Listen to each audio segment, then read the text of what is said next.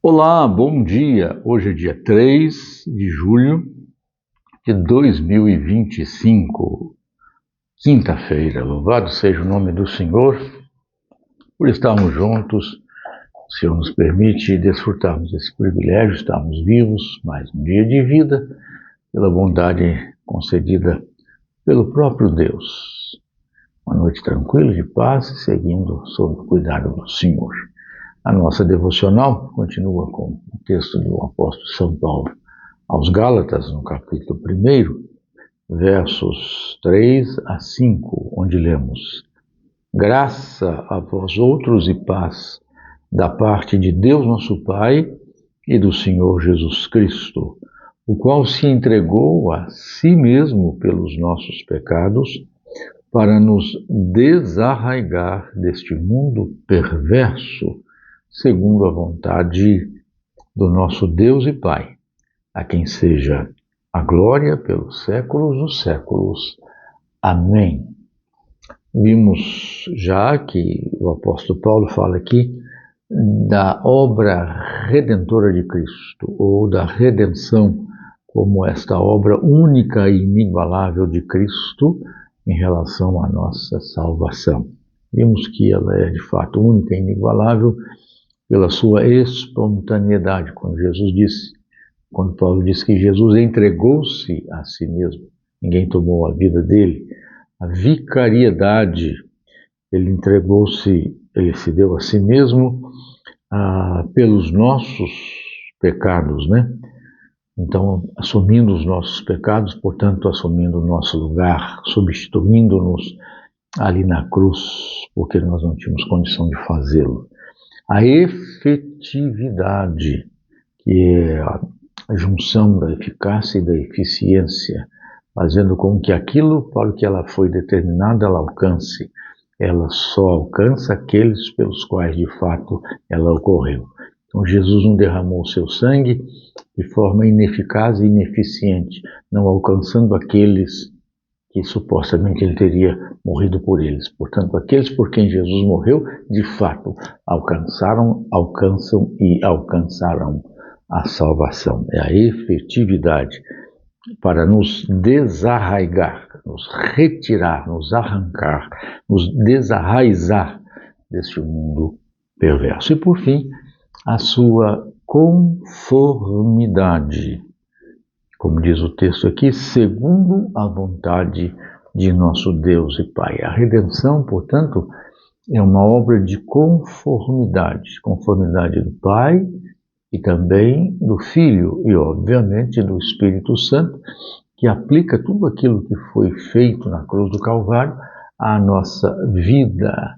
Louvado seja o nome do Senhor, porque Deus realmente participa da nossa redenção com toda a plenitude do seu ser. A morte de Cristo, portanto, não é fruto de acaso, de circunstância, de um projeto mal sucedido que tinha um objetivo e acabou, na verdade, fracassando, não atingindo o seu propósito. E há alguns que entendem até que Judas, ao perceber isto, que o projeto de Jesus seria não o de restaurar Israel à sua glória bélica, política, etc., ele então vai trair a Jesus com o propósito de oferir algum benefício, algum lucro desse tempo que ele havia seguido a Jesus e, de certa forma, perdido. O que vemos aqui é que Jesus fez o que fez, segundo a vontade de nosso Deus e Pai. O projeto era certo, o decreto era determinado e definido pelo próprio Deus. Portanto, não foi uma obra do acaso, não foi algo que deu errado. Não.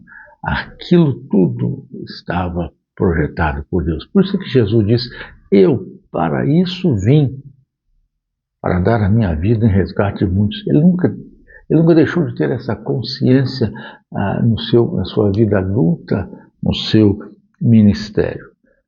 E, claro, a gente se escandaliza com a rudeza do processo, por isso é que a Bíblia fala que a morte de Jesus é um escândalo. O Evangelho é um escândalo.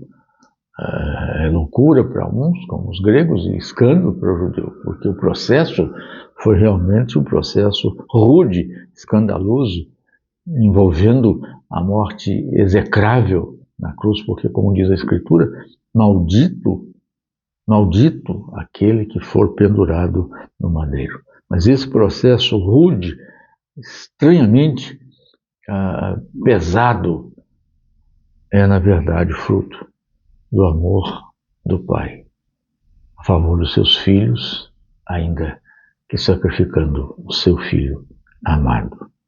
O filho aceitou livremente. Não houve imposição do Pai e nem constrangimento. Jesus não aceitou isso aborrecido, triste, acabrunhado, não. O Senhor Jesus aceitou livre e espontaneamente sujeitar-se a esse projeto de amor por aqueles que Deus, desde antes da eternidade, escolheu para a redenção. Louvado seja o nome do Senhor, porque de fato, como diz o apóstolo Paulo, o Senhor Jesus morreu pelos nossos pecados para nos desarraigar deste mundo perverso, segundo a vontade de nosso Deus e Pai. Bendito seja o Senhor. E é claro, o Senhor Jesus fez isto por amor daqueles a quem desde antes da eternidade, de antemão, Ele também conheceu. Graças a Deus por isso. Deus o abençoe e abençoe e nos guarde a todos nós nesse dia e a cada dia da nossa vida, para que vivamos tendo a consciência clara desta realidade, de que o Senhor Jesus realizou a obra da redenção, que é única e inigualável a nosso favor. Amém? Amém.